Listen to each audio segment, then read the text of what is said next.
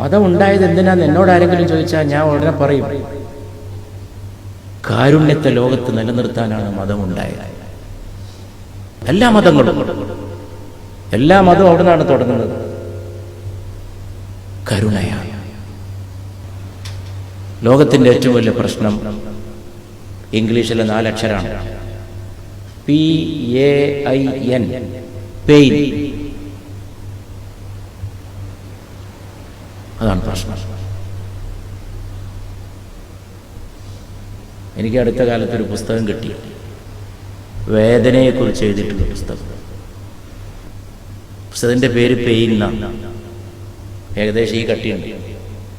ഞാൻ ആദ്യം വിചാരിച്ചു പെയിനെ പറ്റി ഇത്രത്തോളം എഴുതാൻ എന്തായിരിക്കും മനുഷ്യൻ്റെ മുമ്പിൽ. വായിച്ചു നോക്കുമ്പോൾ ജീവിതം മുഴുവൻ ഈ 4 അക്ഷരത്തിലുണ്ട്. Even life is pain, every birth is pain and every death is painful. മരിക്കുന്ന ആൾക്കല്ലെങ്കിൽ കൂടെ നിൽക്കുന്നവർക്കെങ്കിലും ഓരോ മരണവും വേദനാജനകമാണ്.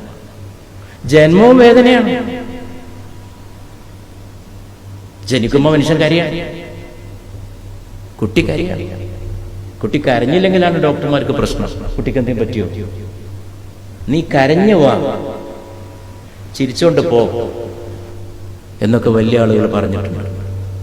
മരിക്കുമ്പോൾ ചിരിച്ചോണ്ട് പോ. ഒരു അറബി കവി പറയുന്നുണ്ട്, നീ ഭൂമിയിലേക്ക് വന്നപ്പോൾ നീ കരഞ്ഞു, നിന്റെ ചുറ്റുവട്ടത്തുള്ളവരൊക്കെ ചിരിച്ചു. നീ ഭൂമിയിൽ നിന്ന് പോകുമ്പോ നീ ചിരിച്ചോണ്ട് പോ, ചുറ്റുവട്ടത്തോടൊക്കെ കരയും. നിന്നെ നഷ്ടപ്പെടുമ്പോ, നിന്നെ പിരിയുമ്പോ ഈ പെയിന് കഴിയുന്നിടത്തോളം കുറക്കണം. അതിനാണ് ചികിത്സ, അതിനാണ് ആശുപത്രി, അതിനാണ് ഡോക്ടർ, അതിനാണ് മതം, അതിനാണ് കല, അതിനാണ് സാഹിത്യം, അതിനായിരിക്കണം രാഷ്ട്രീയം പോലും. വേദനിപ്പിക്കില്ല, ഒന്നും ചെയ്യല്ല. മതമൊക്കെ ആളുകൾ എന്താക്കി തീർത്തുന്നല്ലേ? രോഷം കൊള്ളുന്ന മതം, ദേഷ്യം പിടിക്കുന്ന മതം, ഒരിക്കലും ചിരിക്കാത്ത മതം. ചില ആളുകൾ ചിരിക്കൂലല്ലോ. മതത്തിന് പോലും മന്ദഹാസം നഷ്ടപ്പെട്ടാൽ പിന്നെ ആ മതം എന്തിനു കൊള്ളും? ഏറ്റവും നല്ല മനുഷ്യനാരാന്ന് ചോദിച്ചു പരിശുദ്ധ റസൂലിനോട് സല്ലല്ലാഹു അലൈഹി വസല്ലം.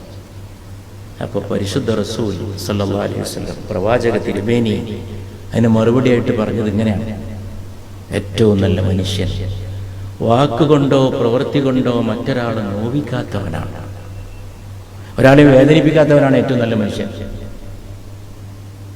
നിങ്ങൾ ഈ ചോദ്യം വേറെ ആരോടെങ്കിലും ചോദിച്ചാലോ, ഏറ്റവും നല്ല മനുഷ്യനാരാ? ഒരു പാർട്ടി നേതാവിനോട്, അയാളുടെ മറുപടിയിൽ അയാളുടെ പാർട്ടി കലർന്നിരിക്കും. ഒരു സമുദായ നേതാവിനോട് ചോദിച്ചാൽ അയാളുടെ സമുദായത്തിന്റെ താല്പര്യങ്ങൾ അതിൽ കലർന്നിരിക്കും. ഒരു മത നേതാവിനോട് ചോദിച്ചാൽ ആ മതത്തിന്റെ താല്പര്യങ്ങൾ ആ മറുപടിയിൽ ഉണ്ടാവും. ഉറപ്പാണ്. ഒരു വർഗം, ഒരു വംശം ഒക്കെ കളങ്കപ്പെടും, അതിലൊക്കെ നിറം പറ്റും, വംശത്തിന്റെ നിറം ഉണ്ടാവാം മറുപടിയിൽ. പക്ഷെ ദൈവദൂതൻ നിറങ്ങൾക്ക് അതീതനാണ്. അതുകൊണ്ടാണ് അങ്ങനെ മറുപടി കിട്ടിയത്. വാക്കുകൊണ്ടോ പ്രവൃത്തി കൊണ്ടോ മറ്റൊരാളെ നോവിക്കാത്തവൻ.